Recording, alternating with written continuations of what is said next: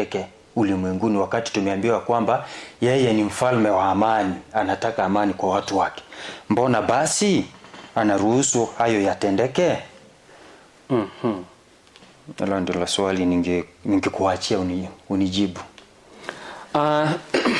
Tukiangalia leseni jinsi ambavyo tulianza pale wakati ambapo Waisraeli walikuwa wanatoka pale Misri, unapata ya kwamba kulikuwa na wale ambao waliweza kuadhibiwa kwa sababu ya uamuzi ambao uliweza kufanywa hapo na viongozi wao wale wa Misri. Na pia vile vile kuna wale pia miongoni mwa Waisraeli waliweza kupewa adhabu kwa sababu ya kukiuka sheria ambazo walipewa pamoja na agano ambao waliweza kupewa hapo. Mungu mwenyewe ambaye anaonekana kama mfalme wa amani, unapata ya kwamba kuna jinsi ambavyo alikuwa anawaonyesha njia mwafaka wa kufuata. Kisha baadaye akigundua ya kwamba kuna wale ambao bado hawawezi kuelewa, hawawezi kufuata yale maagizo ambayo ameweza kuyawapa, unapata ya kwamba walikuwa wanapewa nini? Adhabu. Ukiangalia hapa, Mungu anajikuta kama yule ambaye anaanzisha vita, na tuliweza kupata ya kwamba vita hivi ni vita vile vya kiroho, na ilianzishwa wapi? Uko binguni kati ya Mungu pamoja na Lucifer. Na unapata ya kwamba kwa sababu wale ambao wanatenda dhambi ni wale wa Lucifer, utapata hivyo ni mwovu Shetani ndiye anawaongoza. Sasa unapata ya kwamba vita hivi Mungu bado anaanzisha kwa sababu ni vita kati yake na mwovu Shetani. Ndio maana unaona wale ambao bado ni binadamu tu wake ambao aliweza kuwaumba, lakini anawaweka katika vita ali wafanye nini? Waangamizwe. Ni ishara toshelezi ya kwamba bado ni vita ile tu ya ya binguni ndio inaendelea mbele nchini, na pia anawafundisha, anawarekebisha, anawaambia ya kwamba hiki na hiki mnachokifanya hakifai, kwa hivyo mnapaswa kutenda hii na hii. Basi wakipewa adhabu wanakumbuka yale ambayo yanafaa. Ndio maana Mungu anaanzisha vita hata kama ni yule ambayo tulikuwa tunamwona kama ni Mungu wa amani. Asanti kwa hayo. So tunapata ya kwamba Mungu lazima ataendelea kupigana na dhambi. Na mwishoe hiyo dhambi ataimaliza. So ndiposa unapata alipokuwa akipigana hiyo vita, alikuwa anapigana dhidi ya miungu ambayo ilikuwa inaabudiwa. Ndiposa tunaambiwa kwamba hivi vita si vita vya nyama na damu, vita vya kiroho. So Mungu anatupigania, na tuwe na imani ya kwamba Mungu atatupigania hadi tushinde hivi vita. Asante. Amina. Basi mpenzi mtazamaji na msikilizaji popote ulipo, hayo ndiyo maneno yaliyoko katika utangulizi wa siku ya Sabato. Tunaelekea katika siku ya Jumapili ambao bado tunaendelea mbele kuzungumza na kuangalia zaidi uovu wa watu wa Kanaani ama Wanakanani, maovu ambao walikuwa wanatenda, yale ambayo yalikuwa yanahuzunisha Mungu na yanamfanya aweze kuadhibu zaidi. Na hapo tukitazama hapo kitabu cha Yoshua kikamilifu, kile ambacho tunaona hapo ni kama vitendo ambavyo vina chipuka miongoni mwa Wanakanaani, na unapata hapo kuna dhidi ya dhambi kadhaa ambazo walikuwa wanatenda, dhambi zile ambazo walikuwa wanatenda, na unapata ya kwamba kulikuwa na uchawi, kulikuwa na tolewaji watoto kama kafara, kulikuwa hapo na uaguzi, ulozi wa umizimu ambavyo vilikuwa vinadokezea kwa hali kama hivyo. Na unapata ya kwamba tabia kama hizi ama shughuli kama hizi ni zile ambazo zilikuwa zinaenda kinyume cha matarajio yake Mungu muumbaji, kwa sababu hakuna mahali popote ambapo Mungu mwenyewe aliweza kusema ya kwamba watoto waweze kutolewa kama kafara. Na unapata ya kwamba ukiangalia watu wa Kanani ama Wakanani walikuwa wanatoa watoto wa kwanza kifunga mimba kama kafara. Na pia kulikuwa na tabia zile kama zile za uchawi, ni zile ambazo bado zilikuwa zinaendelea mbele miongoni na zilikuwa zinatekelezwa na Wakanani. Hayo yote ambayo Mungu mwenyewe vile alikuwa na tazama, alikuwa anaona ya kwamba ni tabia ambazo watu ama Wanahibrania wangeiga, basi ingewapotosha ama peleka mbali na Mungu. Ndio maana bado vita ilikuwa inaendelea mbele, na alikuwa anapigania yale maovu ambayo hawa walikuwa wanatenda. Sijui uko na nini katika utangulizi wa siku ya Jumapili? Uovu wa Kanani.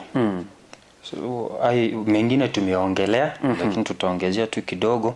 Unapoangalia kutoka kitabu cha Walawi ama Leviticus 18 verse 24 to 30, inasema ya kwamba msijitie unajisi katika mambo hayo hata mojawapo, kwa maana hizo taifa nitakazozitoa mbele zenu zimekuwa najisi kwa mambo hayo yote, na hiyo nchi imekuwa najisi kwa ajili ya hayo, na ipatiliza uovu wake juu yake, na hiyo nchi yatapika wenyeji wake na kuwatoa.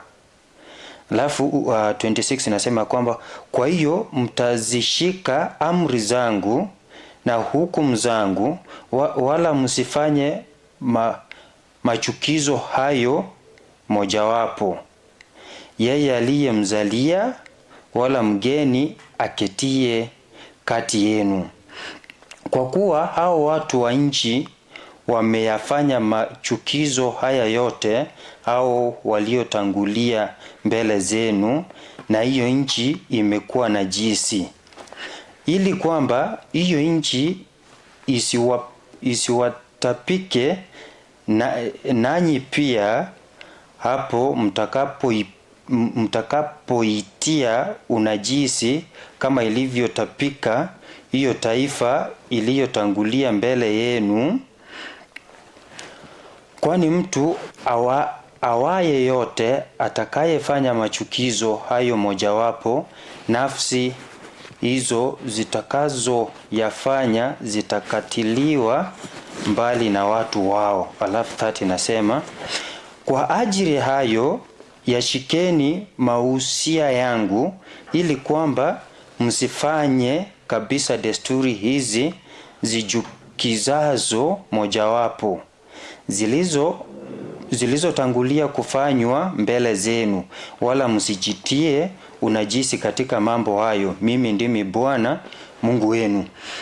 So tunaambiwa kwamba Mungu alivyokuwa akiambia wana wa Israeli, aliwaambia kwamba wasifanye yale machukizo ambayo hawa Wakanani walikuwa wamefanya, ama watangulizi wao ambao walikuwa wanaishi kwa hii nchi ya Kanani. Ndiposa kuna mahali umetaja kwamba walikuwa wanatoa watoto kafara. Walikuwa na uchawi. Walikuwa na nguvu za kishetani. So ndiposa ya kwamba Mungu anaonya hawa watu ya kwamba nanyi msifanye kama hawa, nitawanyang'anya hiyo nchi nami nitawapea. Ndiposa unapata Mungu alikuwa anaahidi kitu ambacho lazima angekifanya. So tunaambiwa kwamba hawa Wakanani wote walikuwa wamejihusisha katika kuabudu sanamu, miungu mbalimbali. Pia walikuwa wanaishi katika dhambi. Ndiposa Mungu anawaambia kwamba kwa miaka mingi ambayo imepita lazima hao watu walikuwa wanaambiwa kwa upole ili wachenji ama wageuke kutoka nini zao mbaya, njia zao mbaya, lakini walikataa kusikiliza sauti ya Mungu. Ndiposa Mungu akaamua kuwafukuza ama kuharibu kabisa. Ndiposa tunaambiwa kwamba tunapoangalia hata sisi katika maisha yetu, unapata ya kwamba Mungu bado anaendelea kutuongeleza tu kwa upole, kwa upendo. Watoto wangu waachana na hii, fanya hivi. Watoto wangu waachana na mambo ya dhambi. Lakini unapata ya kwamba bado tuko tu sisi hapo ama tumeshikilia hizo dhambi zetu. Ndiposa tunaambiwa kwamba tunapoangalia katika maisha yetu, Mungu mwenyewe yeye ako na huruma wakati wote. Yeye ametukaribisha. Anatuambia kwamba kila mtu amepewa nafasi tena ili tupate kubadilisha mienendo yetu na matendo yetu mabaya, lakini yeye wakati wote anajaribu kututetea ili tuwe watu wazuri. Lakini unapata ya kwamba hatutaki kusikiliza. Tumekuwa kama au watangulizi waliokuwa kwa nchi ya Kanani. So ndiposa anamaliza chini akisema ya kwamba hawa Wakanani walipata fursa, lakini ni wazi waliitumia vibaya na wakaendelea na mazoea yao ya kutisha mpaka Bwana hatimaye akawakomesha.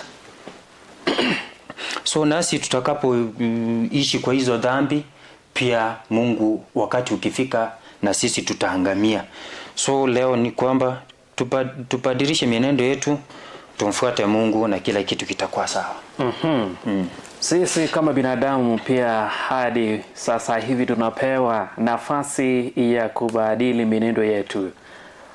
Ni fursa ya rehema, ni muda wa rehema ili tuweze kuona nini neema yake Bwana na tufanye uamuzi wenye busara. Lakini swali ni je, huwa tunachukua huo muda ya rekebisha ama bado tunajikita tu katika yale mahovu kama dhana ambayo iliweza kuyaletea wana wa Kanani shida?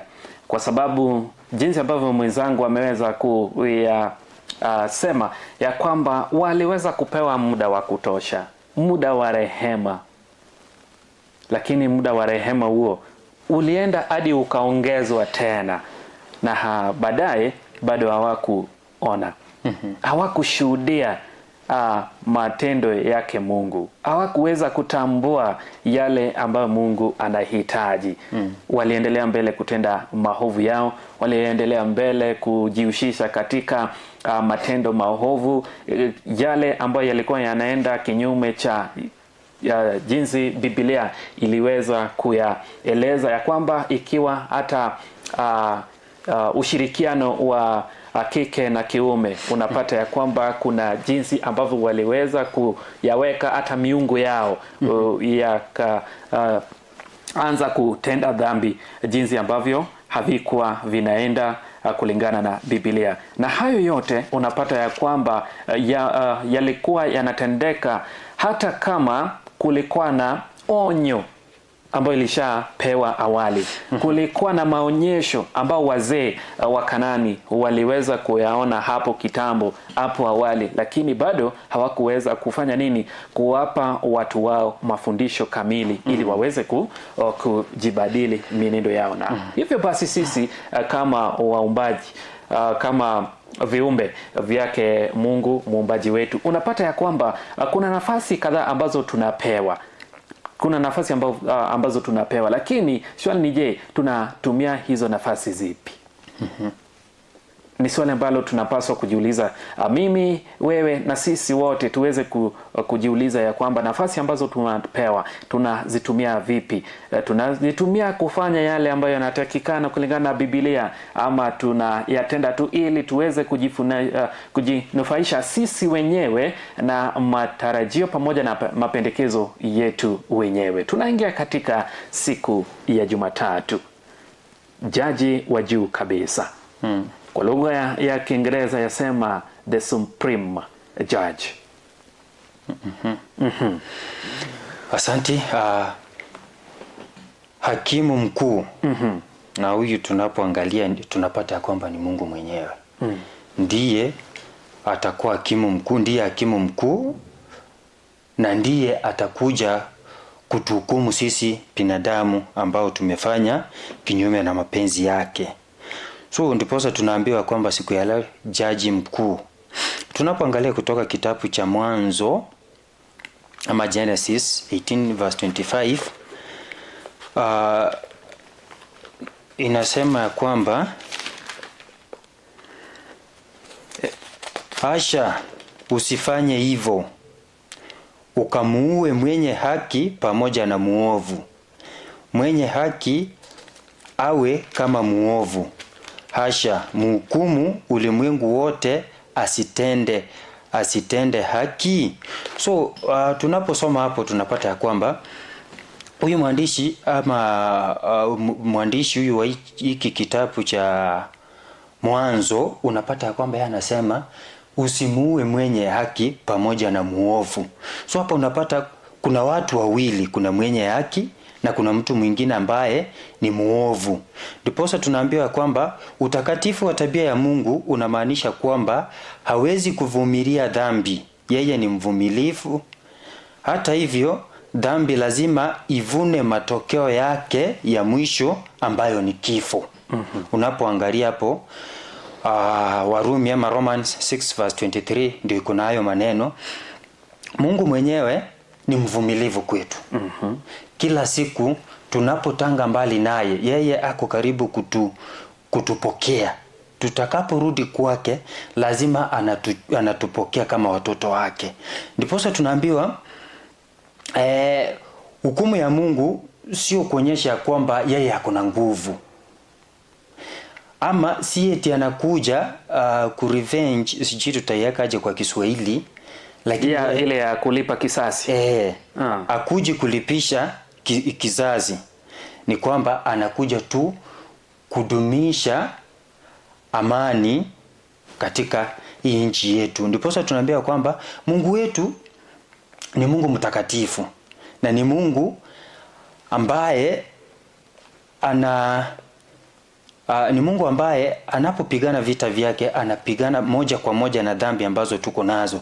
Ndiposa tunaambiwa kwamba dhambi lazima ivune matokeo yake, na matokeo ya dhambi ni kifo. So tutakapoendelea kuwa ndani ya dhambi lazima kifo kitatupata. Alafu mwandishi anasema kwamba Bwana anatangaza vita dhidi ya dhambi bila kujali mahali ilipatikana, iwe katika Israeli au kati ya Wakanani. So Mungu anapopigana, yeye hataki kujali hii dhambi imetoka wapi. Alikuja baada ya sisi kufanya dhambi kupitia kwa wazazi wetu watangulizi Adamu na Hawa, akakufa kwa ajili ya dhambi zetu. So atakaporudi atakuja kupigana na hizo dhambi. Ndiposa tunaambiwa kwamba hata Waisraeli wakati waliposikia sauti ya Mungu, wakati Mungu alipigana kwa ajili yao ambao walikuwa wapinzani wao. Ndiposa tunaambiwa kwamba wakati ambapo walitoka kando na Mungu, Mungu aliwaachilia kidogo, wakaadhibiwa kwa hiyo makosa yao. Ndiposa wakajua ya kwamba kweli Mungu ni mkuu, ndiye amekuwa akitupigania. Ndiposa tena wakarudi kwake, Mungu akaendelea kuwapigania. Ndiposa tunaambiwa kwamba Mungu atakuja kupigana pamoja na dhambi ili kuletea ulimwengu amani ambayo itakao dumu. Ndiposa mwandishi anasema kuja hapa chini akimaliza ya kwamba yawe kama shujaa ni yule ambaye kama hakimu amejitolea kutekeleza, kuleta utulivu na kudumisha utawala wa sheria ambayo ni kielelezo cha tabia yake. Naambia kwamba picha ya Mungu kama shujaa sawa na ile ya muamuzi na mfalme inasisitiza kwamba Yehova hatavumilia uasi dhidi ya utaratibu wake uliowekwa milele. Kwa hiyo mtu anaweza kuthibitisha kwamba lengo la shughuli ya Yawe sio vita yenyewe au ushindi wenyewe, lakini kuanzishwa upya kwa haki na amani. Hatimaye hukumu na kufanya vita au kutoa haki ni kitu kimoja, ikiwa Mungu ndiye muhusika wa hatua hiyo.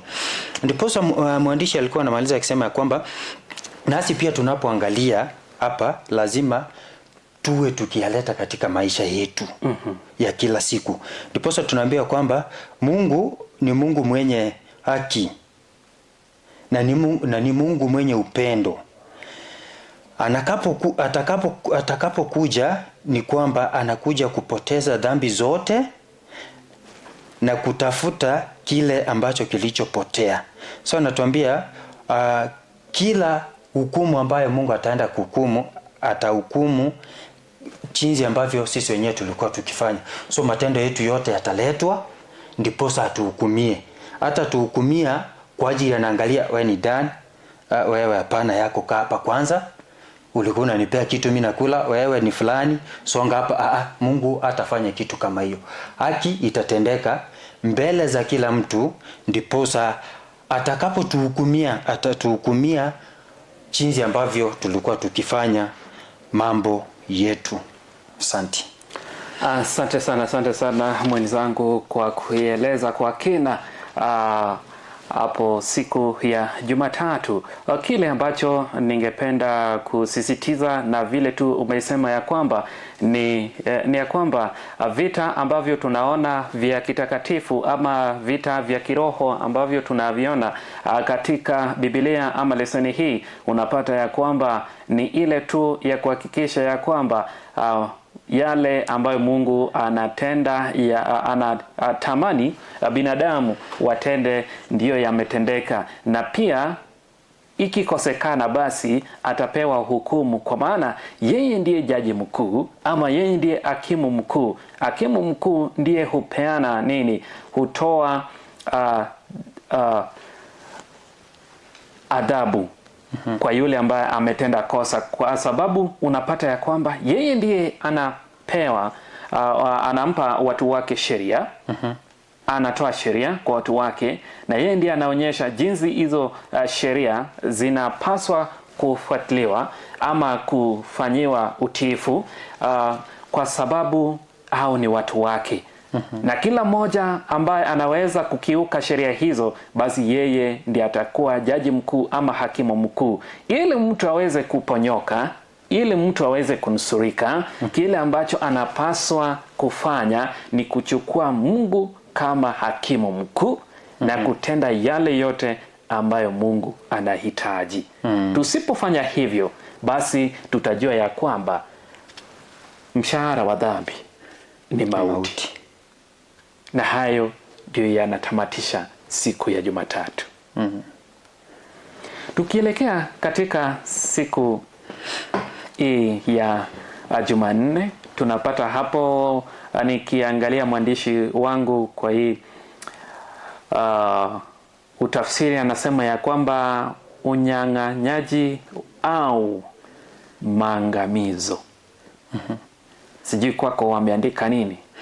Kunyang'anya au kuangamiza. Kunyang'anya au kuangamiza. Huku naona unyang'anyaji au maangamizo. Hapa tunapata yale ambayo watu wa Kanani bado waliendelea mbele kuyapitia, na unapata ya kwamba bado yalikuwa tu kama adhabu kwao kulingana na matendo maovu ambao waliweza kuyatenda pale, yaliyomkasirisha Mungu na pia yaliyomfanya Mungu basi aamue kuchukua ardhi hiyo ampe wana wa Israeli. Kwa hivyo unapata hapo tunapata ya kwamba kusudi la awali la Mungu kwa ajili ya Wakanaani halikuwa ni kuangamiza kabisa, bali kuwanyang'anya. Uchunguzi wa ibara hizi inaonyesha namna ambavyo Israeli ilibidi wahusike kwenye mapambano ya kuitoa nchi. Ilitumia maneno yanenayo kuhusu kunyang'anywa, kuondolewa na kutawanywa kuliko fanywa dhidi ya wakazi wa ile nchi ya ahadi.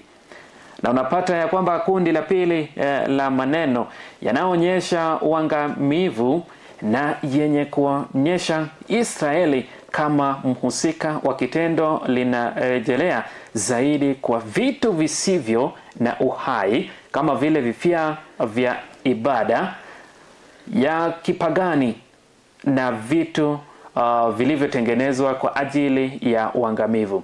Na ni dhahiri sehemu za ibada ya kipagani na madhabahu yake vilikuwa ndivyo vituo muhimu vya dini ya Kikanaani. Vita vitakatifu vinaelekezwa hasa kwa utamaduni na jamii potovu ya Kanaani. Ili kuepuka kuchafuliwa, iliwapasa Israeli kuangamiza vitu vyote vilivyokuwa vikichochea upotovu. Hata hivyo, wakazi wote wa Kanaani na wale ambao kama mmoja walitambua ukuu wa Mungu kabla ya nchi kutwaliwa, hata wakati wa lile tukio la kutwaliwa kwa nchi waliweza kuokoka kwa njia ya kuwa wahamiaji. Linganishia na hapo tukipata Yoshua fungu lake la pili mstari wa 9 hadi 14 likilinganishwa hapo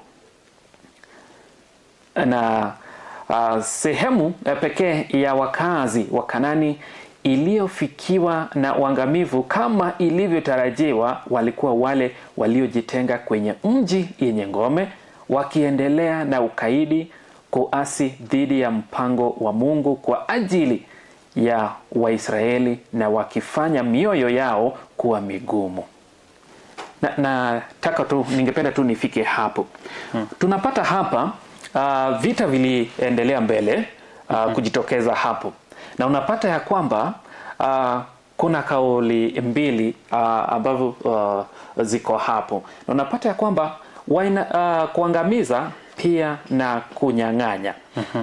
Kwanza kuangamiza, pale unapata Waisraeli Mungu aliweza kuwafanya waangamize miungu ambayo wana Kanaani waliweza kutengeneza pale ama waliweza kuchukua pale kama mungu yao ili waweze kuabudu.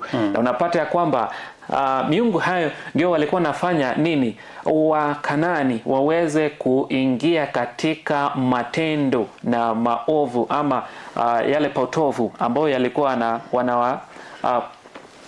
peleka mbali na Mungu. Na unapata ya kwamba basi Israeli walianza kuangamiza nini? Kuangamiza miungu kwanza, ili wa Kanaani wasipate nafasi ama kile ambacho wanaweza kufanya nini? Kuabudu ama kuweka imani yao kwao. Tena tunapata ya kwamba kuna wale pia ambao sasa waliweza kuanza kutambua mazuri pamoja na miujiza yake Mungu. Hao wenyewe waliweza kunusurika. Waliweza kuhesabika kama mojawapo wa nini? Wahamiaji. Kisha baadaye kuna kikundi kingine pia cha wale ambao bado walijitenga pia na wale ambao walianza kujibadili mienendo yao. Hao bado waliweka mioyo yao kuwa ngumu zaidi. Na kwa hivyo ili wafanya nini? Waweze kuendelea mbele kuyateseka ama kupewa adhabu kulingana na uamuzi wao ya kuendelea mbele kuyafuata yale ambayo walikuwa wanatenda hapo awali na pia kutenda maovu. Hivyo basi unapata kwamba waliendelea mbele kupewa nini? Kupewa adhabu. Sijui uko na nini ya kusema hapo? Asanti. Hapo tunaposoma kunyang'anya au kuangamizwa, pata ya kwamba hii ni miungu ambayo ilikuwa inaangamizwa. Ndio tunapata ya kwamba Wakanani walinyang'anywa. Lakini ni juu ya kutosikiliza kwao. Ndiposa unapata ya kwamba hata wakati wa Farao kwa Misri alifanya moyo wake kuwa mgumu, akaongeleshwa kwa lugha ya upole, lakini yeye akajifanya kuwa mgumu. Ndiposa unapata ya kwamba hayo mapigo yote ambayo yaliyokuja katika nchi ya Misri ni juu ya kutosikiliza kwao, ni juu ya huyo Farao alikataa kusikiliza sauti ya Mungu. Ndiposa tunaambiwa kwamba kwa nchi ya Wakanani tunapata ya kwamba Mungu alipigana vita yeye mwenyewe ili kuwaondoa hizo dhana potofu ya kwamba hao watu walikuwa wamemwasi Mungu, walikuwa wameachana na mambo ya Mungu, wameanza kufanya vitu zao. Lakini tunaambiwa kwamba hata kama hiyo nchi ya ahadi ambayo Waisraeli walikuwa wamepewa, au Wakanani ambao walikuwa wanaishi hapo, Mungu yeye mwenyewe alipokuwa akiwaondoa, unapata kuna wale walikuwa wamemcha Mungu ama walikuwa wanasikia sauti ya Mungu. Unapata sasa kwa mfano kama Rahab, yeye hakuangamizwa kwa sababu ya yeye mwenyewe alikuwa akisikiliza sauti ya Mungu na alifanya kazi ya Mungu jinsi ambavyo ilikuwa inapaswa kufanyika. So ndiposa ya kwamba unapata yeye na familia yake haikuangamizwa. Leo hii nasi pia unapata ya kwamba tunapofanya mioyo yetu kuwa migumu, tunajiletea shida. So acha tusikize sauti ya Mungu, ndiposa Mungu anapo tuongelesha tuwe tunasikia. Ndiposa naambia kwamba Mungu aliangamiza hao watu wote ambao walikuwa wanaabudu miungu mbalimbali huko kwa hiyo nchi ya Kanani. Ndiposa aliamua kutoa, lengo lake kuu lilikuwa ni kuondoa dhambi katika hiyo nchi. Ndiposa tunaambiwa Mungu wetu hana mpango wa kutuangamiza sisi. Ni ile tu anataka kuangamiza ama anapigana na dhambi. So tutakapochiingiza ndani ya dhambi, wakati Mungu wetu atakuwa akipigana dhambi, unapata ya kwamba na sisi wengine tumeangamia hapo katikati, tunaanza kulaumu Mungu. Naambia kwamba Mungu yeye lazima ataondoa dhambi. Hicho ndicho kitu kikuu ambacho anapigana nacho. Alafu mwandishi anamalizia kusema kwamba hata hivyo wengi wa Kanani kama Farao wa Misri walifanya mioyo yao kuwa migumu, na kwa hiyo wakawa wamoja na utamaduni huo, kiasi kwamba uharibifu na utamaduni wao ulisababisha kuangamizwa kwao pia. Nasi tutakapofanya mioyo migumu, Mungu atakapoangamiza dhambi, nasi pia tutaangamia. Amina. Nikitamatisha hapo pia kuna dhana ya kuwatawanya. Nimegundua ya kwamba kuna wakati ambapo Mungu anatumia dhana ya kuwatawanya watu ili vile ambavyo mlikuwa pamoja kama kikundi kimoja, unapata ya kwamba analeta mgawanyiko. Mnatawanywa ili msiwe mnaweza keti pamoja, ili muweze kufikia fikra moja na mtende kitu sawa. Sasa kuja anawatawanya ili kila moja asiwe anaweza kupatikana na mwenzake. Kisha baadaye ile fikra yenu basi ndio anaingilia, anaanza kujaribu kuondoa mioyoni mwenu ama miongoni mwenu. Na jinsi hapo tuliweza kuona hapo jinsi ambavyo watu wa Kanani ama Kanani waliweza kuwatawanywa. Asante sana. Bado unaendelea mbele kutazama runinga yako naipenda Ndizi TV Africa kwenye runinga yako sasa hivi, na kipindi ambacho kinaendelea mbele ni kipindi cha Upendo wa Sabato, awamu ya kwanza, uchambuzi wa leseni. Na wadau wako ikiwa ni mie Dan, tukisaidiana na kaka Edenish. Hapa naye tunaendelea mbele kuchambua yale yaliyokuwa kwenye kipindi kwenye wiki hii, lesoni yetu ya wiki hii katika kipindi hiki cha Upendo wa Sabato. Na hapa ndipo ambapo tunajifundisha, tunajielimisha na pia tunajirekebisha na tunakuwa kiroho. Siku ifuatayo tunaambiwa ya kwamba kuna uchaguzi huru. kuna uchaguzi huru. Na tukiangalia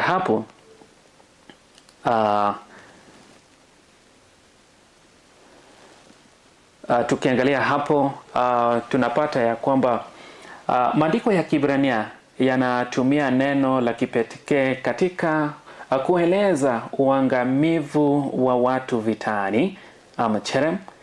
Neno linahusiana na kile kilichopigwa marufuku, kilicholaaniwa au kilichotolewa kwa ajili ya uharibifu. Na mara nyingi linamaanisha kuwekwa kwa watu kusikoweza pingwa, wanyama au vitu visivyo na uhai katika eneo la pekee la Mungu, ambapo katika vita mara nyingi pia ilikuwa ni kwa uharibifu wao. Na dhana na matumizi ya cherem kama uondaji wa jumla wa watu katika vita yanahitaji kueleweka kulingana na pambano ya Yawe dhidi ya nguvu za uovu za ulimwengu, ambapo tabia na sifa yake ziko hatarini. Na tena tangu dhambi ilipoibuka duniani, hakuna upande wakati mtu anayekuwa ama upande wa Mungu au yuko kinyume chake. Upande mmoja unaongoza kuenda uzimani, uzima wa milele, na upande mwingine katika mauti au mauti ya milele. Kitendo cha kuharibu kabisa kinaelezea hukumu ya haki ya Mungu dhidi ya dhambi na uovu, na kwa namna ya pekee Mungu aliagiza utekelezaji wa sehemu ya hukumu yake kwa taifa lake alilolichagua, Israeli ya kale. Na bidii ya kufanya uangamivu ilikuwa chini ya utawala wake wa kiungu, jambo lililokuwa na ukomo wa muda katika historia, kuitwa nchi na kwenye eneo lililoelezewa vizuri kijiografia, Kanani ya kale. Kama tulivyoona katika somo la jana, wale kuyakataa pia bila kutubu kamwe. Kuna laini nimeruka. Kama tulivyoona katika somo la jana, wale waliokuja chini ya uzio la uharibifu wa kawaida waliasi dhidi ya makusudi ya Mungu na kuyakataa pia bila kutubu kamwe. Kwa hiyo uamuzi wa Mungu wa kuangamiza haukuwa wa kiholela wala wa kizalendo. Kisha anafuata na hili hapa, anasema ya kwamba aidha Israeli wangeweza kutarajia kutendewa vivyo hivyo ikiwa wangeamua kupokea mtindo huo wa maisha kama Wakanaani. Tukilinganisha na kitabu cha Kumbukumbu la Torati, hapo fungu lake la 13, ambapo tumeambiwa kile ambacho tunapaswa kukitenda na kile ambacho hatupaswi kukitenda. Matendo maovu ambavyo viko hapo. Na hata kama inaonekana kwamba vikundi vilivyoko kila pande wa vita vya kiungu vimejulikana mapema, Waisraeli wanapaswa kurithi nchi na Wakanani wanapaswa kuangamizwa. Kuna uwezekano wa kuhama kutoka upande mmoja hadi mwingine, kama tutakavyoona katika masuala ya Rahabu, Akani na pamoja na Wagibeoni. Uchaguzi huru, hapo tumeweza kuyaona Mungu anatupa ile nafasi ya kufanya uchaguzi. Na uamuzi ni wa kila mmoja. Tukiangalia hapo vita vilikuwa, na vita ilikuwa hapo ya kupigania dhidi ya uovu na mema. Na unapata ya kwamba hapo kuna yule ambaye uamuzi ambaye atakuwa anafanya ni ule wa kumpeleka katika uzima wa milele, na kuna yule ambaye anaenda katika upande wa kifo cha milele. Ukichagua ama ukifanya uamuzi wako wa kufuata Mungu, basi ujue ya kwamba utakuwa katika ule uzima wa milele. Ukiamua kufanya matendo maovu ama kuenda kinyume cha matarajio yake Mungu, basi utakuwa katika kifo cha milele ama mauti ya milele. Basi sisi pia siku hizi katika maisha yetu ya kibinadamu, watu wa leo tumepewa nafasi ya kufanya uchaguzi tu, huru kufanya uchaguzi. Lakini swali ni je, utafanya uchaguzi wako kulingana na sehemu gani ama pande upi? Unapata kwamba kuna upande ule wa kupata uzima wa milele, kuna upande ule wa kupata mauti ya milele. Tumetajiwa watu ambao waliweza kufanya uamuzi wao hata kama mazingira ambao walikuwa, unapata kwamba hayakuwa mema. Rahab, tumepewa Akani, na tumepewa nani? Wagibeoni. Hao wote waliweza kufanya nini? Uamuzi wa busara, na waliweza kujipata katika kikundi cha watu wa uzima wa milele. Sijui naweza kuongeza nini hapo? Tumepewa uchaguzi huru, tuchague. Ni kama ambavyo unapata ya kwamba hata watoto imefika mahali fulani au tawapiga kiboko.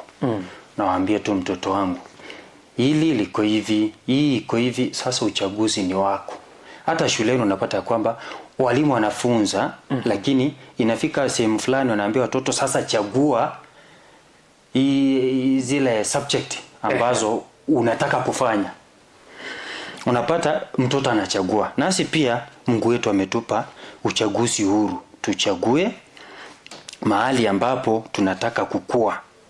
Ndiposa tunaambia kwamba kila mtu amepewa uhuru wa kuchagua akue katika Mungu ama katika Bwana, ama awe kando na Mungu wetu, ambayo unapata ya kwamba lazima kutakuwa na matokeo yake. Tunaambia ya kwamba tangu kutokea kwa dhambi ulimwengu hakuna kutoegemea upande wowote. Mtu yupo upande wa Mungu au dhidi yake. Upande moja unaongoza kwenye uzima wa milele, na mwingine kwenye kifo cha milele. Saa hii hakuna jinsi ambavyo mtu atakuja kukupiga kukuambia kwamba lazima ufuate njia za Mungu. Umepewa uchague, uone yale ambayo utaona yatakuwa mzuri kwako. Ndiposa tunaambia kwamba kila mtu ama mtu yeyote ambaye alikuwa anaishi katika nchi ya Kanani, unapata ya kwamba alikuwa amepewa nafasi ya kuchagua. Ndio watu wakaambiwa kwamba hii ni dhambi, wakafanya mioyo yao kuwa migumu. Lakini unapata kwamba wale ambao walimrejelea Mungu walipata kuokolewa, kama vile tumesoma hapo. Kuna Rahab alikuwa mmoja wao ambaye alisikia sauti ya Mungu. Tunapata kuna Akani, kuna Wagibeoni. So walijua ya kwamba utakapokuwa kwa upande wa Mungu, hapo ndipo utakuwa ukiwa salama. Ndiposa tunaambia kwamba Mungu yeye sijui venye tutaweka hiyo respect, heshima. Mungu yeye anapea heshima kwa kila chaguo ambalo sisi binadamu tumepewa tuchague. Tutakapochagua kukua kwa Mungu, Mungu atatupigania, atatuonekania, na pia atatuongoza katika uzima wa milele. Na tutakapotoka kwa Mungu, napata ya kwamba tutakuwa mbali. Unaposoma kutoka kitabu cha Joshua 10 fungu lake la 40, nasema kwamba basi Joshua akaipiga nchi hiyo yote, nchi ya vilima na nchi ya Negebu na nchi ya Shefela na nchi ya mtelemko na wafalme wake wote, hakumwacha aliyesalia hata mmoja, lakini akawaharibu kabisa wote waliokuwa wavuta pumzi, kama Bwana Mungu wa Israeli alivyomwamuru. Joshua alivyoamuriwa ya kwamba maliza watu wote, aliitikia na akafanya vivyo hivyo. Tunaambiwa ya kwamba hapo kuchagua Mungu, hiyo ni kuonyesha ya kwamba tumechagua maisha katika ulimwengu huu. So tumepewa kila mtu tuchague mahali ambapo tunaona tutakuwa salama. Aidha uchague kwenda kwa Mungu ambayo ni uzima wa milele, ama tuchague upande mwingine ambao ndio kifo cha milele. Asante sana. Kwa hivyo kila mmoja yu huru kufanya uchaguzi katika pande mbili, ufuate Mungu ama mfuate shetani. Hakuna yule ambaye anapaswa kuwa katikati, bali tunapaswa kutoka katika pande. Lakini kila pande unapata ya kwamba iko na changamoto zake, na unapata yule ambaye ataumia zaidi ni yule ambaye atakuwa pande wa mwovu shetani, kwa sababu Mungu ambaye ni Mungu wa mbingu na nchi atakuja na hukumu, akipeana hukumu kwa kila jambo ulilolitenda. Siku ifuatayo tumepewa hapa dhana ambayo inasema ya kwamba mfalme wa amani. Tumeona wakati ambapo Mungu anajikuta katika vita, ambavyo unapata ya kwamba Mungu mwenyewe aliweza kujihusisha katika vita, na aliweza kuwafanya watu wake washinde kila vita ambavyo walikuwa wanapigania, ili waweze kuonekana watu shujaa, ili waweze kuinua jina lake Mungu, na waweze kuwa kama fundisho kamili kwa wale ambao hawakuweza kuamini yale ambayo yameandikwa katika Biblia, ama yale ambayo Mungu mwenyewe alikuwa akiwaagiza watende. Na hapa basi tunapata kauli ya Mungu ama mfalme kuwa wa amani. Ni kile ambacho mtu aweza kusema ya kwamba inakuwa kinaya, ni kinyume cha yale ambayo tumeweza kuyaona hapo nyuma, Mungu mwenyewe akifanya watu wake wapigane na damu imwagike. Hapa sasa tunapata akitajwa kama mfalme wa amani. Sijui mada yako imesema nini hapo? Ndio hivyo, mfalme wa amani. Ndio hiyo pata.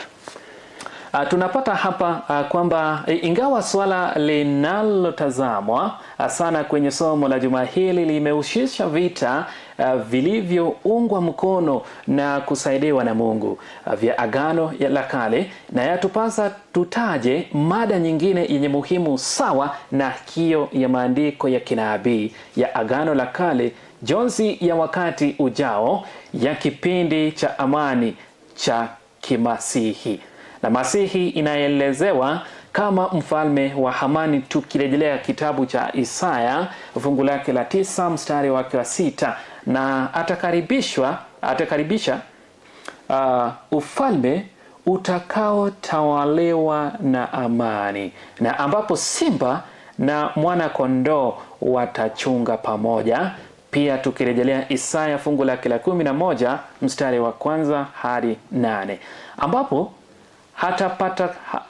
hapata kuwa na uangamivu au kudhuhuriana, ambapo amani itatawala na kutiririka kama mto.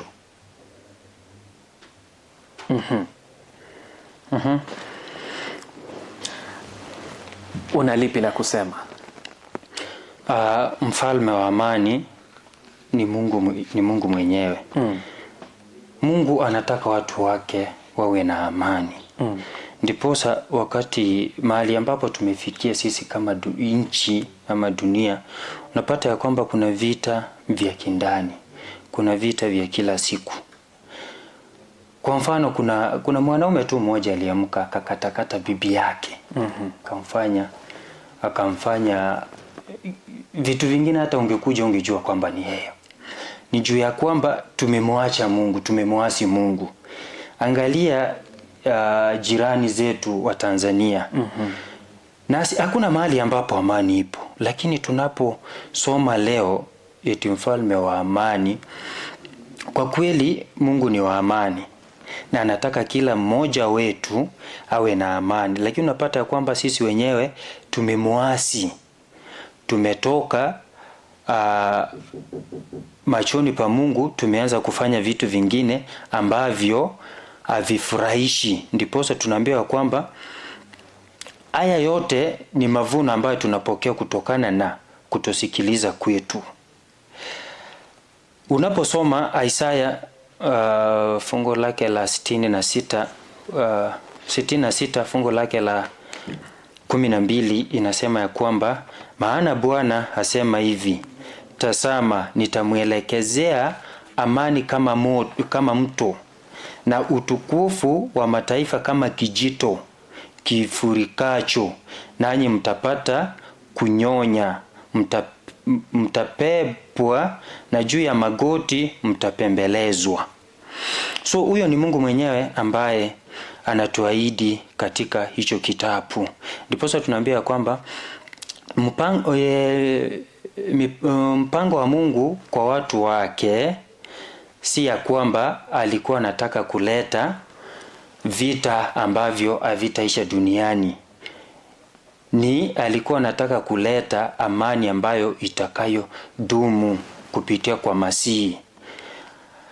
Tunaambiwa kwamba katika ufalme wa Masihi ni kwamba hata wanyama pia watakuwa na amani. Sasa hivi unavyoangalia wanyama wa msituni, unapata wakipata watu wanawaua. Sisi pia tukiwapata tunawaua. Hakuna amani katikati yetu na wanyama. Hata hapa nyumbani unapata kwamba kuna ng'ombe fulani, unajua kwamba huyu ng'ombe akiona mtu mwingine mwenye ajui lazima atamgonga. So unapata kwamba hakuna amani. Lakini tunaambia kwamba kwa huo ufalme wa Masihi, iwe wanyama, iwe sisi binadamu, tutakuwa na amani kati ya binadamu na wanyama. Na hakuna kile ambacho kitakapo dhuru kingine. Tunapata kwamba hata Elisha kuna wakati fulani Elisha aliwekewa hawa Syrians kwa mikono yake. Lakini unapata kwamba Elisha hakuwaua. Aliwaacha tu. Aliwaonyesha huruma badala ya kuwaua. Ndiposa akawaachilia wakaenda nyumbani wakiwa salama. So tunaambiwa nini? Tunaposoma kutoka kitabu cha Wafalme wa pili 6 fungu lake la 22, anasema ya kwamba, akamjibu, usiwapige. Je, ungetaka kuwapiga watu hao, ungewatua mateka kwa upanga wako na uta wako? Weka chakula na maji mbele yao, wapate kula na kunywa na kwenda kwa bwana wao. So huyo Elisha alikuwa anaamrisha ya kwamba usiwaue, wewe waweke chakula mbele yao ili ya kwamba wapate kukula waende kwa bwana wao ama mkuu wao. Tunaambia kwamba unaposoma hiyo fungu lake la 17, Elisha akaomba akasema, Bwana, nakusihi mfumbue macho yake ona. Bwana akamfumbua macho yule mtumishi, naye akaona. Na tazama, kile kilima kilikuwa kimejaa farasi na magari ya moto yaliyomzunguka Elisha pande zote. Napata Elisha yeye alikuwa ni mtu wa amani, hakuwa anataka maneno mengi. So unapomalizia hiyo 23, basi akawaandalia chakula tele, nao walipokwisha kula na kunywa akawaacha wakaenda zao kwa bwana wao. Na vikosi vya Shamu havikuja tena katika nchi ya Israeli. Ben-Hadadi azingira Samaria. So tunapata kwamba juu Elisha aliwaonea huruma akawaachilia au watu wakaenda, na hakuna kikosi chochote tena kilichokuja kufamia wana wa Israeli ama nchi ya Israeli. Unapata kwamba lengo la Mungu kubwa ni kwamba hataki mambo na vita iendelee. Ndiposa ya kwamba yeye anasema yeye ni Mungu wa amani, yeye ni Mungu wa upendo. Naambia kwamba Mungu anataka watu wake waishi katika nchi ya amani, sio nchi ya kulipisha kisasi.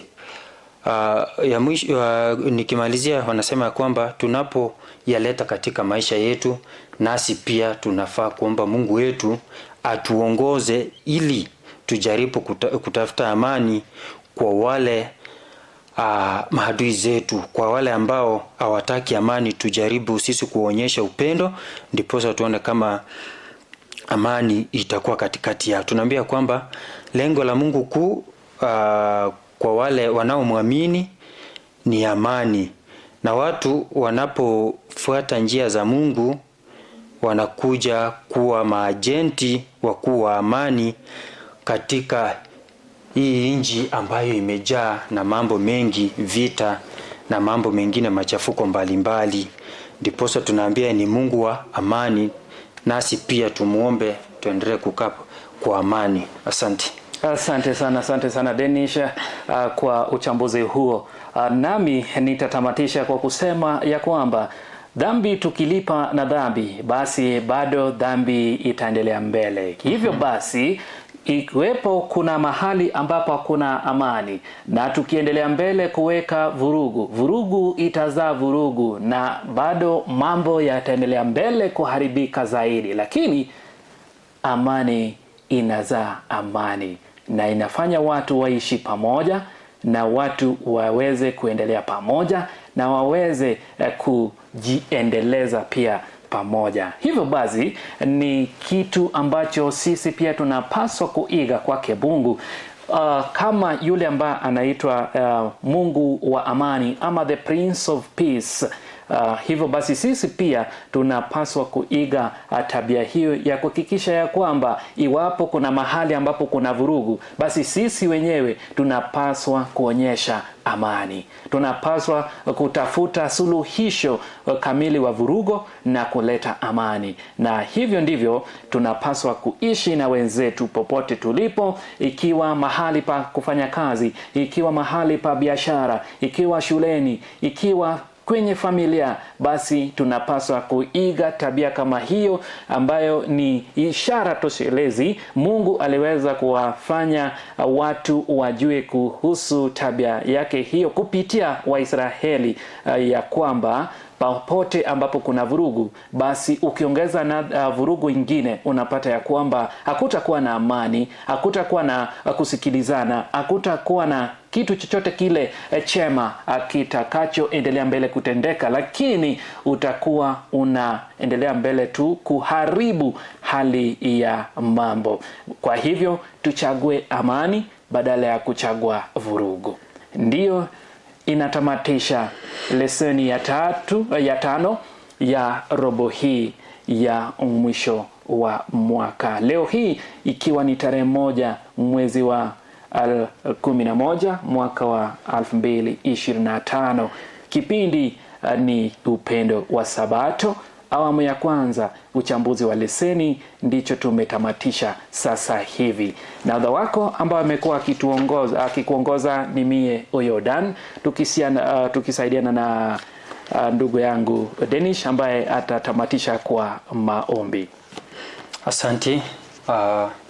Mungu awabariki. Tujue ya kwamba yeye ni mwenye amani na ni Mungu wetu mkuu ambaye anatutakia mazuri kila wakati. So ametupa uchaguzi kati yangu mimi na wewe kufanya kile ambacho kitanufaisha maisha yetu. Mungu awabariki. Na tuombe. Baba yetu na Mungu wetu uishie juu mbinguni, ni asanti kwa ajili ya kipawa cha uzima. Umekuwa pamoja nasi tulipokuuliza uwe mtangulizi wetu katika lesoni ya wiki hii. Umetuongoza vema, na mahala ambapo hatukuweka vizuri wana wako na binti zako wapate kuyasikia, tuomba katika Roho Mtakatifu atuwekee vizuri, ili wana wako wapendwa ambao wanatutazama kwa asubuhi ya leo upate kuwaongoza Mungu wetu, wapate kusikia kile ambacho unahitaji kutoka kwao. Tutakapogawanyika kwa ajili ya shughuli zingine za siku ya leo ya Sabato, tuomba uwe na kila mmoja wetu, utuongoze, na pia siku ya leo ikuwe ni siku kuu ambayo Mungu wetu tutakuabudu wewe mwenyewe na tutasikia sauti yako, ndiposa tusonge karibu nawe tukingoja utakaporudisha ufalme wako mara ya pili.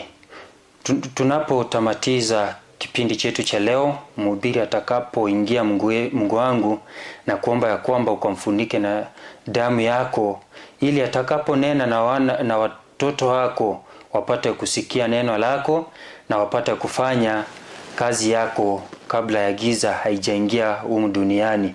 Tuomba amani katika taifa letu la Kenya, tuomba amani katika taifa jirani la Tanzania na mataifa yote Mungu wetu ambayo haina amani kwa wakati kama huu.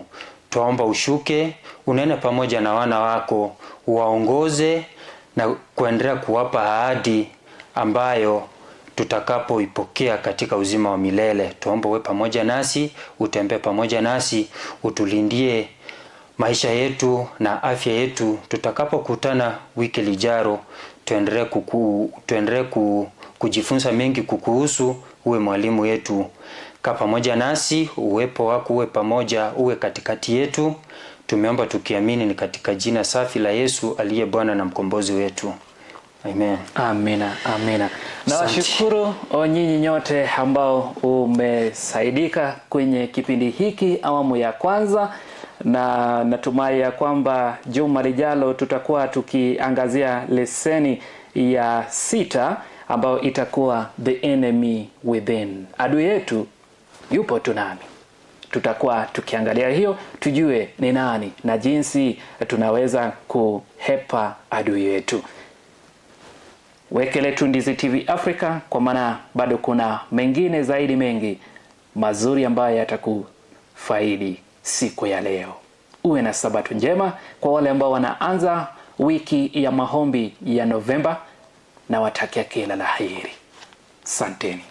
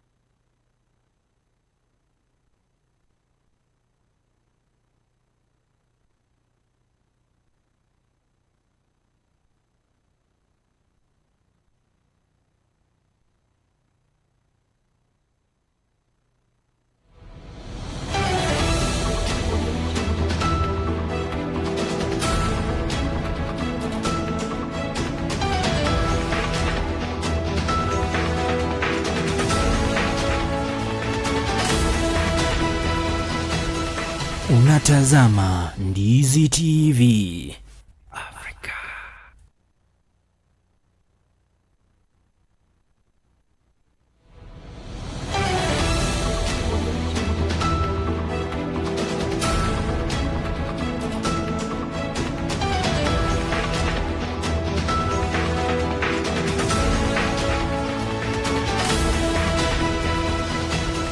Unatazama Ndizi TV Africa.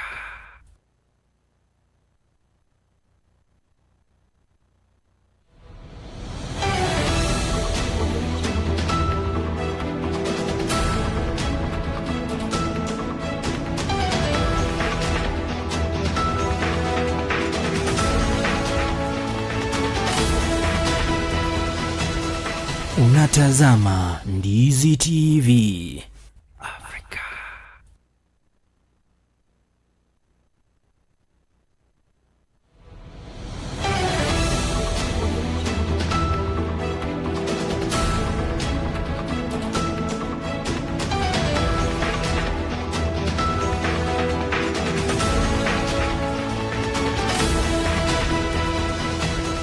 Unatazama Ndizi TV Africa.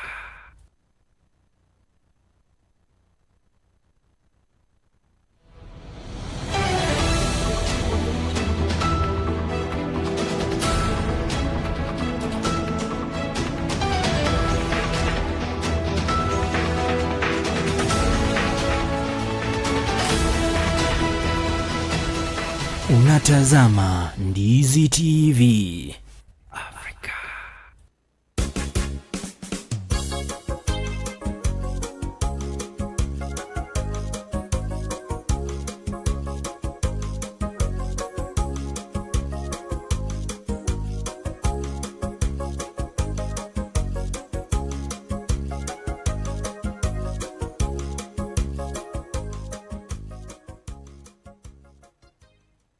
Asante mtazamaji wetu kwa kushiriki pamoja nasi katika kipindi cha kwanza ambacho kimekuwa ni uchambuzi wa leseni. Hata niweze kukaribisha katika mahubiri ya siku ya leo. Natumai juma lako limekuwa salama salmeni. Mungu wa Mola amekulinda na hata amekuvukisha mwezi mwingine wa Novemba, mahali tunapokaribia katika kilele cha mwaka wa 2025. Bila kupoteza wakati, naomba kwamba uniruhusu tuweze kupokea ombi kisha tuweze kuingia katika mahubiri yetu ya siku ya leo. Baba mtakatifu, asante kwa sababu unatupenda. Asante kwa sababu umekuwa pamoja nasi katika juma nzima, na tena leo tumekutana hapa hewani kwa sababu ya minajili ya msikilizaji, ili tuweze kujifunza na kujiinua kiroho. Naomba kwamba uanze pamoja nasi tangia sasa hadi mwisho, maana hili ni ombi letu tumeweza kuomba tukiamini. Amen. Na tumai ya kwamba huu buheri wa afya kwa mara nyingine, ili tuweze kuandamana kwa pamoja. Sijui ya kwamba juma lako limekuwa namna gani, lakini siku ya leo nimekuandalia mada inayosema kwa lugha ya Kimombo, which script is the devil reading? Sijui ya kwamba ibilisi anasoma kutokana kwa agano lipi. Unajua katika maisha haya kuna kila mtu, kuna pala anapotazamia ama anapojiandaa kufanya jambo lolote, lazima uweze kutengeneza script ambayo unaweza ukaitumia katika kufanya jambo fulani. Nenda katika nami katika kitabu cha Ufunuo 12 mstari wa 12.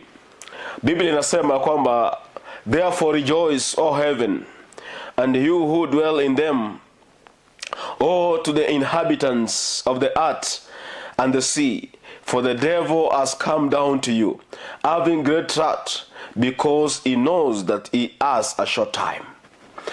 Ole wenu mnaoishi katika ulimwengu, kwa sababu yule mwovu amekwisha tupwa kwenu, kwa sababu hanajua muda wake ni mchache zaidi. Katika kila hadithi lazima inao mpangilio fulani, lakini swala ningependa tuweze kuliangazia asubuhi ya leo, the drama of ages, vitimbi vya nyakati. A written outcome guideline, the plot, ya kwamba kila wakati kabla kipindi chochote kijaweza kutendeka, lazima kiwe kimeweza kunakiliwa. Hata unapoangalia ujenzi wa nyumba, kabla jumba hilo liweze kujengwa, linakuwa limejengwa kwenye kalamu na karatasi. Ndivyo hivyo hata pia katika kila jambo linalotendeka ambalo lingependwa kufanywa kwa ustadi. Lakini leo hii ningependa niweze kuambia kwamba tunao aina mbili ya scripts. Tunayo script ya Mwenyezi Mungu, na pia tunayo script ya yule mwovu ibilisi. Na script ya Mwenyezi Mungu, ndani yake ina kweli, ndani yake ina upendo, na kisha ndani yake ina ushindi. Lakini katika ile script ya yule mwovu shetani, ndani yake ni uongo mtupu, ndani yake ni vurugu, ndani yake ni shida tupu. Na swali tunalouliza katika asubuhi hii ya leo, mpendwa mtazamaji, msikilizaji wetu, kwamba which script are you following right now? Wewe unafuata script gani? Kati ya hizi mbili umechagua kufuata gani? Na ndio maana nikaweza kukuambia kwamba tuna aina mbili tu. Na maana aina ya kwanza ni script ya Mwenyezi Mungu, na aina ya pili ni script ya ule mwovu shetani. Ningependa niweze kukufafanulia kidogo ya kwamba script ya yule mwovu shetani hakuna mambo mapya ama jambo jipya ndani yake. Ndani yake ni yale maovu tu. ni yale historia na hadithi za kale tu. Ndani yake hamna script nyingine. Na ndio maana ndani yake jambo la kwanza utakalolipata ni rebellion in heaven, yeye kuasi kule mbinguni. Andamana pamoja nami katika kitabu cha Isaia 14 mstari wake wa 12. Isaia 14 mstari wake wa 12. Hivi ndivyo Biblia inavyosema: How you are fallen from heaven, O Lucifer, son of the morning. How you are cut down to the ground, you who have weakened the nations. For you have said in your heart, I will ascend into heaven, I will exalt my throne above the stars of God, I will also sit on the mount of the congregation, on the farther sides of the north. I will ascend above the heights of the clouds, I will be like the Most High, yet you shall be brought down to Sheol, to the lowest, deepest of the pit.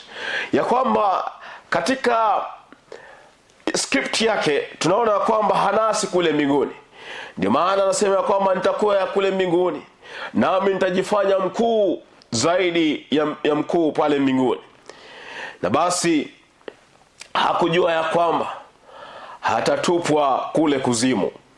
Kwa hivyo jambo la pili pale unaloliangalia, hanahitaji kuchukua mamlaka kutoka kwa Mwenyezi Mungu. Hilo ndilo lengo lake alilotaka kuweza kutimiza.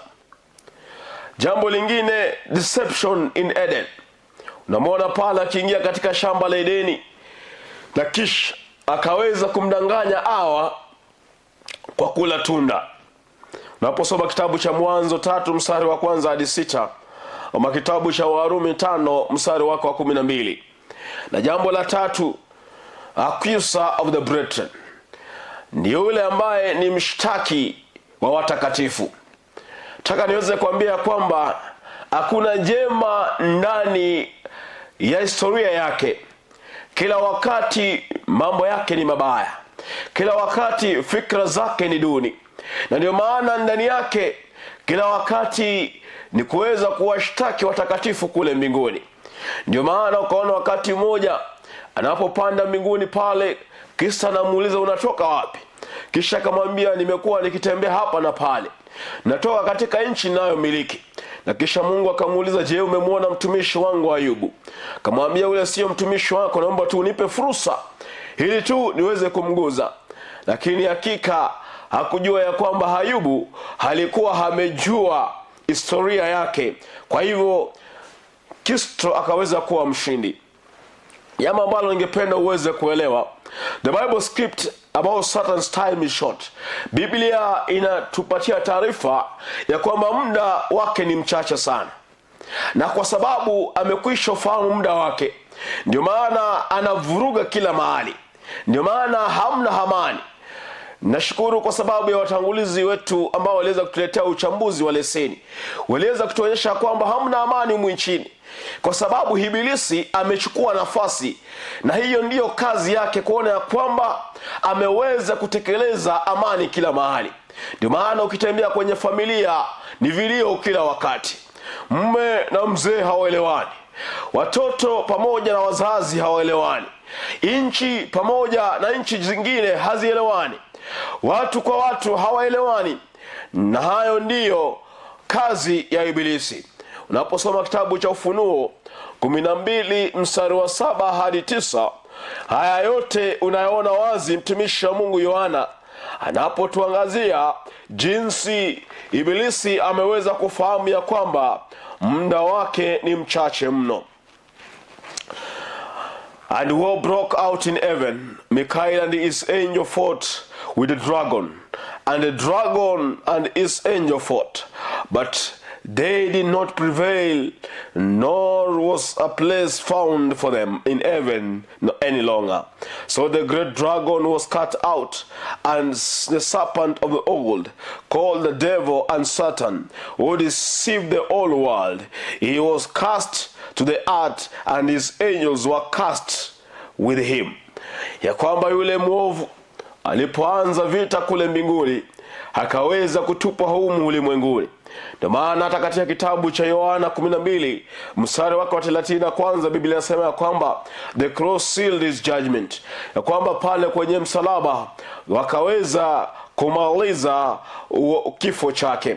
Katika kitabu cha Ufunuo 20 fungu lake la 10 naona kwamba eternal destruction was written, ya kwamba pale wakaweza kuandika kuweza kuharibu wa kwake wa milele na hata milele. Yeye anajua ya kwamba muda wake ni mfupi na anajua litakalompata kule mwishoni, na ndio maana anatafuta kundi atakaloangamia pamoja nalo. Ndio maana asubuhi ya leo nauliza kwamba wewe unasoma kutoka script aina gani? Ni script ya Mwenyezi Mungu ama ni script ya yule mwovu shetani?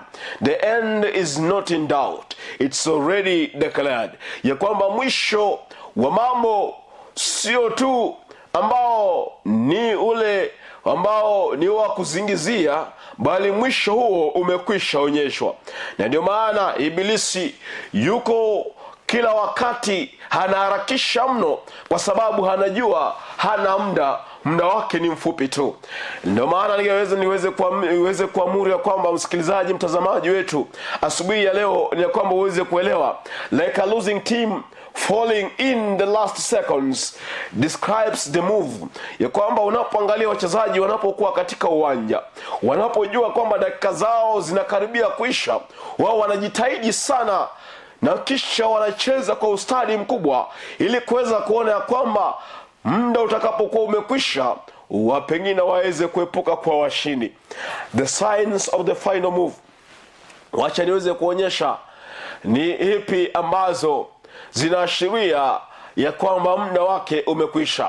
Jambo la kwanza, increase of deception, ya kwamba unaona ya kwamba maongezeko ambao paa yanazidi kuongezeka, ambayo ni ya uongo umezidi. Ndio maana watu wengi leo wamependa kutumia uongo, kwa sababu ibilisi amekwisha wateka nyara na amekwisha jua ya kwamba hiyo ndiyo njia peke yake atakayoitimiza mahitaji yake.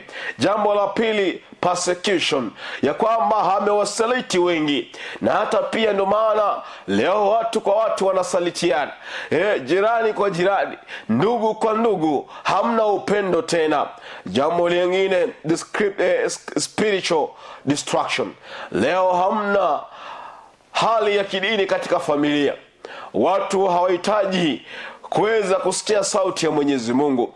Wanaposikia wanasema kwamba hayo tu ni yale ambayo tumekuwa tukiyasikia, ni yale ambayo tumekuwa tukiyajua. Lakini leo ningependa uweze kuelewa, msikilizaji wangu, mtazamaji wangu, ya kwamba ibilisi yuko mbioni, yuko kazini, kwa sababu anajua muda wake ni mchache zaidi. Naomba ya kwamba uweze kujilinda asije akakunasa kwenye mtego, maana wakati wake ni mfupi sana, maana wakati wake umekwisha, muda wake unayoyoma kwa mbio sana. Naomba ya kwamba msikilizaji wangu, jikaze hili usije ukaweza kujitia katika hali hiyo, ili unawe pia uweze kuepuka. Jambo la 4 ambalo tunalitazama, ambalo linaashiria kwamba ibilisi amefahamu muda wake ni mchache mno, the moral confusion, mchanganyiko.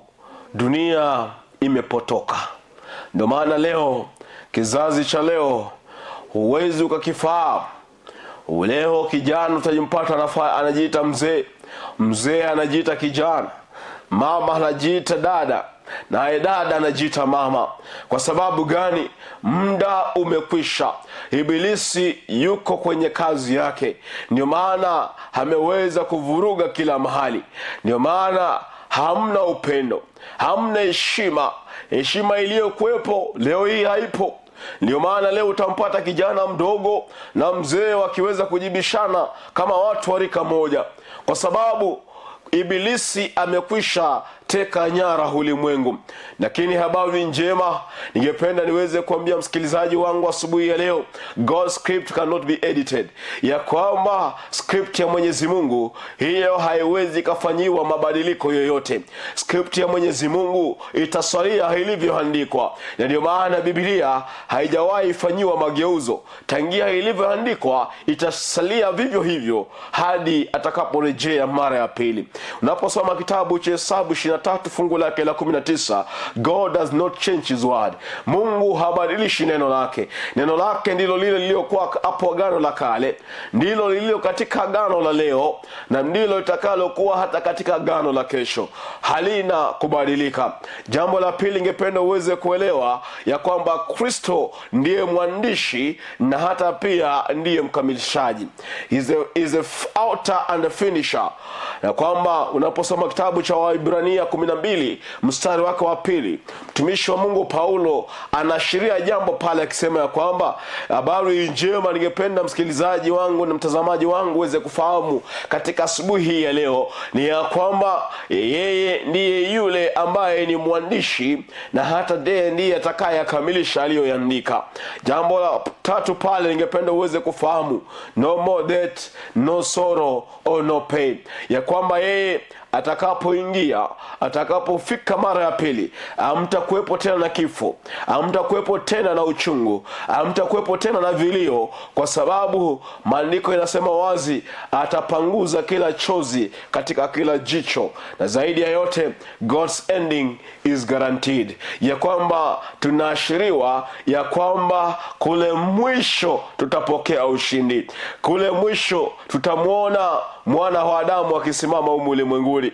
Ndio maana Ayubu anasema ya kwamba I know my Redeemer liveth and one day he will stand on earth. Kwamba siku moja atasimama ulimwenguni. Ndio maana pia mtumishi wa Mungu anasema kwamba na kila jicho litamuona atakapokuwa akitua kutoka angani. Which script are you living by? Unaishi kulingana na script ina gani? Hilo ndilo swali ningependa tuweze kulingamua tunapokaribia kumaliza mahubiri yetu ya asubuhi ya leo. The devil's script or God's script? Live of self, doubt God and fear the future. Iwapo unaishi katika script ya ibilisi, basi unaishi katika ubinafsi, na zaidi yote pia unaishi ukiwa haumwamini Mwenyezi Mungu, na pia unaishi ukiwa na uoga wa maisha ya baadaye. Seeking pressure now and groaning eternity. Ya kwamba unaishi tu ukiangazia maisha ya sasa, na pia ukiwa hauyatumaini tena maisha ya uzima wa milele. Believe lie over truth, ili kuamini ukweli, uongo baina ya ukweli. God's script is truth is promise. Ya kwamba unapoishi katika script ya Mwenyezi Mungu, basi itakufanya uweze kuamini yale aliyoweza kuamuru. Live in holiness and hope. Utaishi katika ukamilifu na tumaini. Be a witness and endure the end. Ya kwamba basi utakuwa yule shahidi wake Mwenyezi Mungu tunaposubiria siku za mwisho. Kwa hivyo ndugu mpendwa, sijui ya kwamba wewe unasoma katika script aina gani? Ni script ya Mwenyezi Mungu ama ni script ya mwovu ibilisi? The devil is striking the same plot since Eden. Ningependa uweze kujua ya kwamba ibilisi yeye hamna jambo jipya ndani ya script yake. Yeye bado anazidi tu kuyafanya yale aliyoyaanzisha pale Edeni, kuionyesha kuwa mambo ambayo ni mapya ama jambo jipya, lakini unapoangalia kwa undani ni yale tu yaliyotendeka tangia hapo awali. He may rage but he cannot change the ending.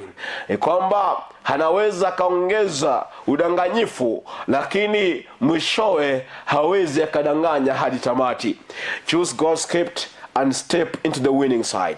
Himizo langu ningependa kuomba kwamba mtazamaji wangu, chagua script ya Mwenyezi Mungu ili uweze kuingia katika sehemu ya washindi. kitabu cha Ufunuo 12 mstari wa 11. Hapo ndipo nitakapotilia kikomo, na hivi ndivyo Biblia inavyosema: they came over him by the blood of the lamb and the word of their testimony, and they did not love their lives to the death. They overcame him by the blood of the lamb and by the word of their testimony, and they did not love their lives to the death. Ya kwamba waliweza kuepuka kwa washindi kulingana pale kwa damu ya mwana kondoo, na hata pia kwa ushuhuda walioweza kutoa, na zaidi yao hawakuwa tena wapendwa katika kifo. Kwa hivyo ndugu mtazamaji, there comes in by the blood of the lamb. Basi anatokea yule mwana kondoo, yule aliyemwaga damu pale msalabani, na kisha anasema, njoo mwanangu uliyepotea, maana kwangu kunalo pumziko. Njoo mwanangu uliyesumbuka, maana kwangu nitaweza kuleta tabasamu. Njoo kwangu wewe uliyepoteza tumaini, maana kwangu nitakupa tumaini. Njoo kwangu wewe uliyepoteza maskani, maana kwangu katika nyumba ya baba yangu panao maskani mengi. Njoo kwangu wewe uliyepoteza wapendwa wako, maana kwangu hamna kifo tena. Huyu ndiye Kristo anayetuita tuweze kusoma katika skripti yake.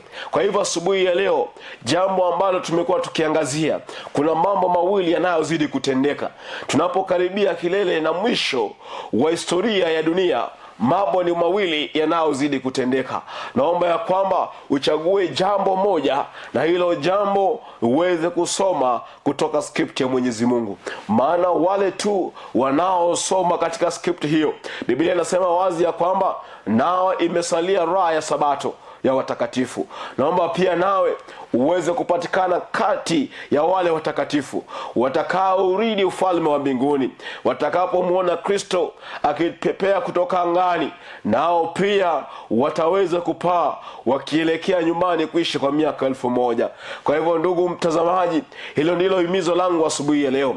Sijalishi ya kwamba huenda umekuwa ukisoma script ya ule mwovu shetani, bado mna nafasi ya kwamba unaweza ukafungua script nyingine, na hiyo script ambayo imesalia ni script ya Mwenyezi Mungu. Kumbuka ndani yake mumo ukweli, ndani yake mumo upendo. Kumbuka ndani yake hamna kugeuka, kwa sababu ile ahadi aliyoweza kutoa ndiyo anayoitimiza.